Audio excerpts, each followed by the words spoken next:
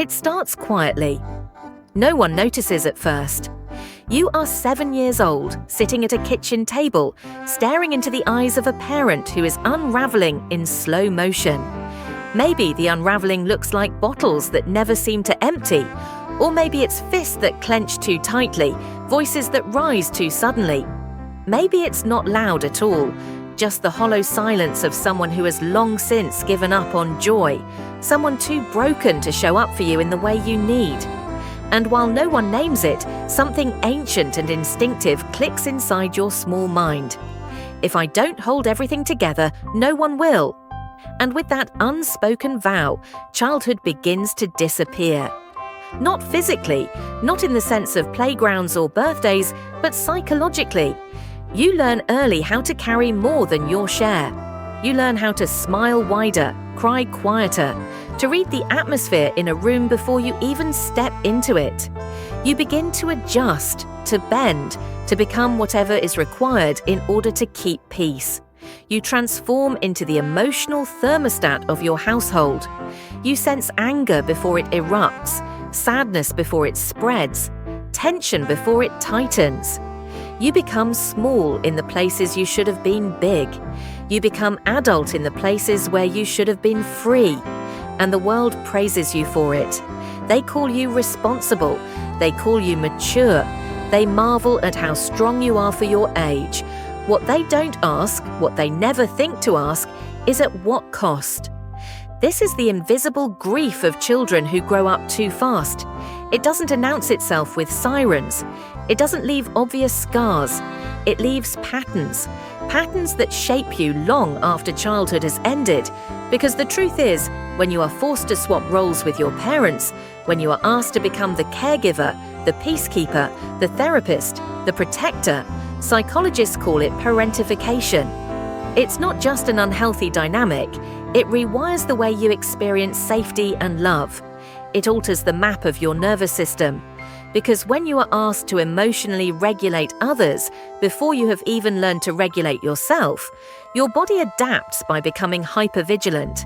You are always scanning for danger, for the slightest shift in tone, for the tremor in a sigh or the pause before a word. You learn that love isn't steady, it is transactional. If you give peace, maybe they'll give you safety. If you give silence, maybe you won't be abandoned. If you disappear, maybe they'll finally be okay. And so you disappear, not in body, but in spirit. Your needs tuck themselves away into corners so deep you forget they exist. And in their place grows a version of you that performs well. You become the good child, the easy one, the achiever who doesn't cause trouble, the friend who listens and soothes. You wear this mask so convincingly that even you forget it's a mask. You begin to believe that this is who you are. But underneath, something hurts. Something aches because the child you buried never died. They are still in there, screaming in silence. Why didn't anyone protect me? Why was it my job to keep the family alive? Why did I have to carry the weight of adults when I was still learning how to spell my own name? As the years move forward, the symptoms only grow more complex. Hypervigilance becomes your default operating system. You don't just scan for danger, you assume it. You become hyper-independent, convinced that leaning on others will only lead to disappointment. You refuse help, you push people away, or you let them in, but never fully, never in the way that would make you feel vulnerable.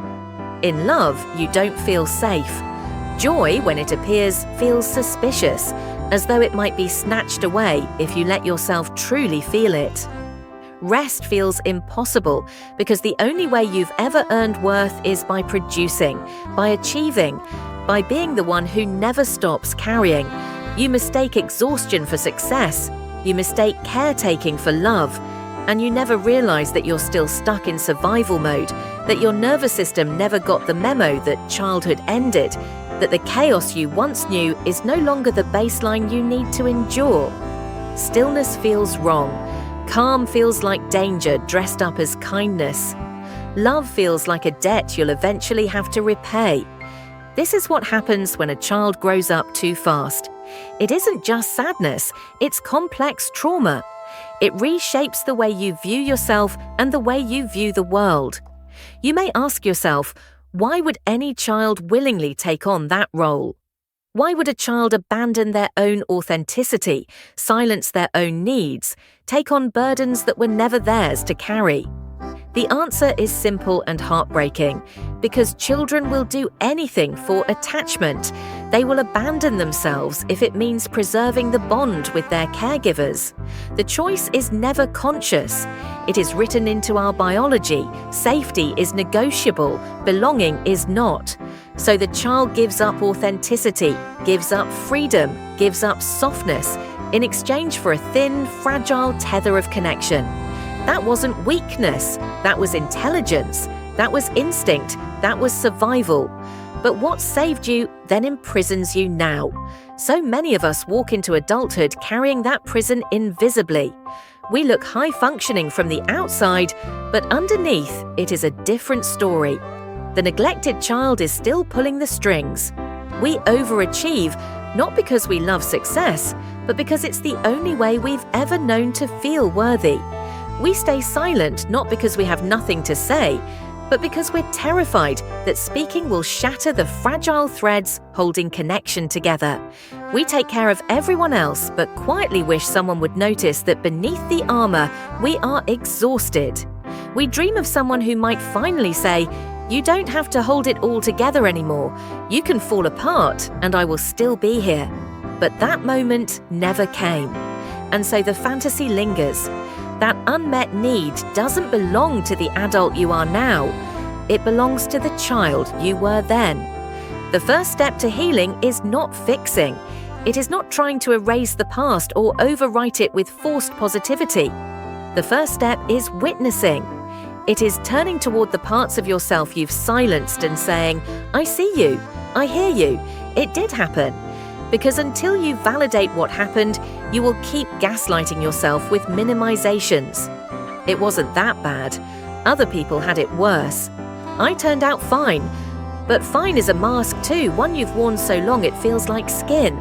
And if you are honest with yourself, you know that under fine, there is still ache, there is still longing, there is still the echo of a child who never got to just be a child. And so what happens when that child grows up? They become adults who never feel safe, even in calm rooms. They become lovers who can't trust softness, who confuse closeness with danger. They become givers who don't know how to receive, friends who apologize for crying, professionals who confuse their burnout for achievement. They become people who don't know how to stop holding their breath, always waiting for someone to give them permission to finally exhale. And here's the hardest truth. No one is coming to rescue that child. No one is coming to rewrite the past. The parent who failed to show up cannot suddenly arrive at your doorstep with the words you always needed to hear. The responsibility, unfair as it feels, falls to you. You are the one who must go back and hold the child's hand. You are the one who must whisper the words no one ever spoke. You didn't deserve that. You were just a child. You get to rest now. That is the beginning of shadow work. It is not glamorous. It is not easy. It does not feel like progress in the way that achievements or accolades do. It feels brutal because it asks you to feel the grief you never had time to feel. It asks you to sit with the rage you pushed down, the sorrow you numbed, the longing you buried. It asks you to weep for the birthdays where no one showed up, to mourn the innocence you lost in order to protect people who should have been protecting you. But that grief is not weakness. That grief is the first proof that you are healing. Because what was once frozen is finally beginning to thaw. As the frozen parts of you begin to thaw, you start noticing how the patterns of survival keep resurfacing in your adult life. You might realize that in every friendship, you've become the unofficial therapist, the one people confide in, the one they lean on, the one who listens without judgment. And though part of you loves being dependable, another part of you feels hollow afterward because no one ever truly sees you. You may notice that independence, which the world applauds, has become a cage. People tell you how admirable it is that you handle everything on your own. But what they don't see is the terror beneath it. The fear that asking for help will make you a burden, the fear that leaning on someone will end in abandonment. You may notice how often your relationships feel unbalanced. You overfunction, always fixing, always explaining, always anticipating. And then you wonder, quietly and resentfully, why you feel so tired, why it feels like no one ever really shows up for you. Boundaries become another battlefield. Saying no feels dangerous, like betrayal. You might say yes when you're exhausted, yes when you're hurting, yes when you know deep down you want to refuse. Because in your body, the memory still lingers. Saying no once meant risking rejection, anger, or neglect. These coping strategies are not who you truly are. They are learned behaviors, conditioned responses. The good news is this: what was learned can also be unlearned. But unlearning requires something radical. It requires you to stop idolizing your strength and start honoring your wounds. One of the most powerful ways to begin is to ask your inner child the questions no one asked them. What did I need back then that I never received? At first, the answers may feel small or strange, but if you listen closely, you'll begin to hear truths rising from the quiet places inside you. Maybe the answer is simple. I needed someone to tell me it wasn't my fault. I needed someone to notice when I was hurting. I needed to feel safe enough to laugh without fear of being silenced. I needed to play without the weight of someone else's emotions on my shoulders. These answers will not fix your past, nothing can, but they give you a map for how to care for yourself in the present. Because every time you choose to give yourself what you never received, you stop reliving the wound. You stop reenacting the cycle. You stop searching for parents in your partners, stop mistaking chaos for love, stop confusing anxiety for intuition. Carl Jung once wrote that there is no coming to consciousness without pain, that people will do anything, no matter how absurd, to avoid facing their own soul. Shadow work is the opposite of avoidance. It is a turning toward, a willingness to sit with what you've been running from your entire life. It means meeting the parts of yourself that carry shame, the parts that carry fear, the parts that still flinch at kindness. It means learning that healing isn't about becoming someone new. It is about remembering who you were before the world demanded you abandon yourself. If you are someone who grew up too fast, it is vital to understand this. Your maturity was never the problem. The problem was that you didn't have a choice. You were asked to hold adult responsibilities long before you were ready, and so you learned to wear strength like armor. But now you do have a choice. You can choose softness. You can choose to rest. You can choose to lay down the roles that were thrust upon you and begin to honor your own needs. No, it will not happen overnight. There will be days when you feel like a child again, days when the grief rushes in like a storm and you wonder if you'll drown in it. But that is not regression. That is healing. That is the inner child finally stepping out of the shadows, finally saying, I am here. See me, hold me, let me exist. There will be days when you find yourself crying without knowing why. Days when anger erupts in ways that surprise you. Days when joy sneaks in and you don't quite know how to trust it. These are all signs that something is shifting, because the child inside you doesn't just want to cry, they want to laugh too. They want to play. They want to explore the world without the constant hum of fear in the background. Allowing them to come home to you means giving yourself permission to feel again, not just the grief, but also the lightness that was once stolen. And yes, it will be tempting to run from the discomfort, to numb, to distract, to overwork, to reach for the familiar masks of strength and silence. But every time you resist that urge and instead sit with the feeling, you loosen the grip of survival mode. Every time you speak a truth instead of swallowing it, you rewrite the script you were handed. Every time you say no when you mean no, every time you allow yourself to rest without apology, every time you let someone in without shrinking back in fear, you are teaching your nervous system a new story. A story where love is not earned by labor. A story where safety does not require silence. A story where your needs are not dangerous but worthy. This process is not about perfection.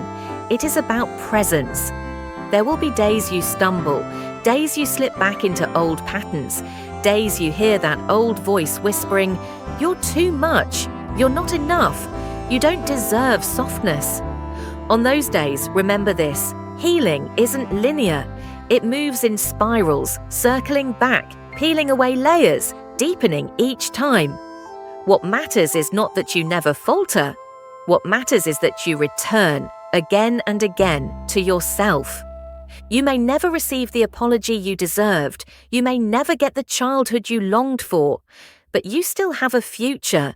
And that future is not bound by the scripts of the past. You are allowed to write it differently. You are allowed to choose relationships where love is gentle, where your needs are honored, where you don't have to perform to be wanted. You are allowed to build a life where rest is not shameful, where joy is not suspicious, where peace is not mistaken for danger. So let the child inside you come home. Let them cry the tears they swallowed. Let them laugh the laughs they were denied. Let them play, let them rest, let them be seen at last. Because you are not broken, you are becoming whole. And for the first time perhaps ever, you are finally growing up. Not through pressure, not through fear, not through carrying everyone else's weight, but through truth. The truth that you never had a real childhood, but you still have a future.